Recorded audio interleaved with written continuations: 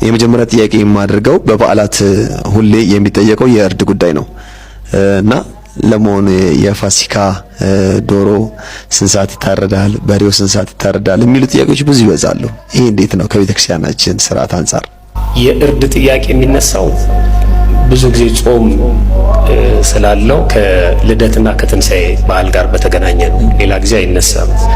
የዚህ የበዓል እርድ በተለይ የፋሲካን ስንመለከት መነሻው በተለይ በገጠሪቷ የሀገራችን ክፍል ብዙ ትምህርቱም ስለሌለ እስካሁን ድረስ የእስራኤላውያኑን ትውፊት ከክርስትናው ጋር ይዘው የቆዩ ሰዎች አሉ። አስተያየትን በሚሰጡበት ጊዜ እነዚህ ነገሮች እናያለንና መነሻው የፋሲካ በግ ነው።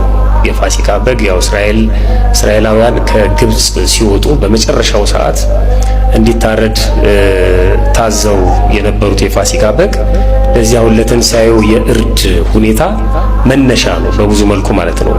በኦሪት ዘጸአት ምዕራፍ 12 ቁጥር 5 ላይ ስንመለከት የእናንተ ጠቦት ነውር የሌለበት የ1 ዓመት ተባት ይሁን ከበጎቹ ወይም ከፍየሎች ውሰድ ይልና በዚህም ወር ይሄ የሚያዝያ ወር 14ኛው ቀን ነው፣ በኋላ እንመጣበታለን።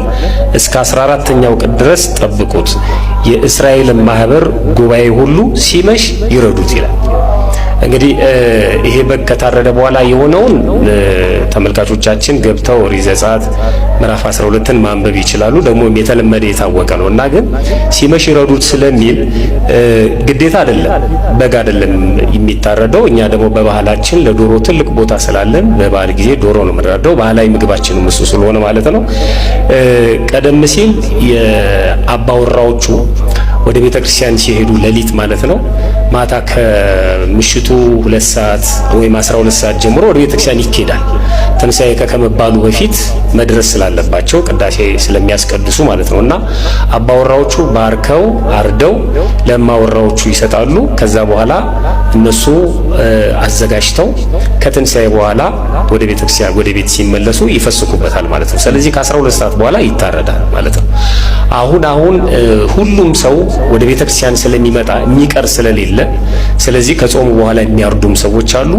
አንዳንድ ጊዜ ደግሞ ቀድሞ ወንድማችን እንደተናገረው ሰዓቱን ለመሻማት በጊዜ ቅዳሜ ጠዋት የሚያርዱ ሰዎችም አሉ። ይሄ አግባብ አይደለም።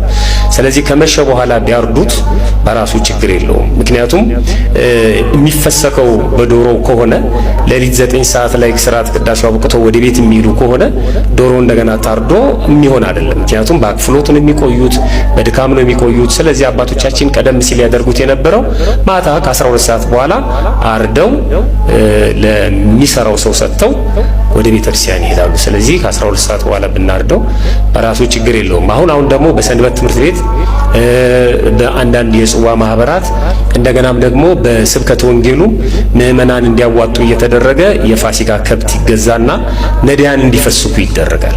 ስለዚህ ይሄ ለነዳያን ከቅዳሴ በኋላ ለማድረስ ለማብላት ከጾሙ በኋላ ወይም ከትንሣኤ በኋላ ማረድ በጣም ከባድ ነው የሚሆነው። ስለዚህ ቀድመው ማታ ምሽት ላይ ከ12 ሰዓት በኋላ ያርዱታል።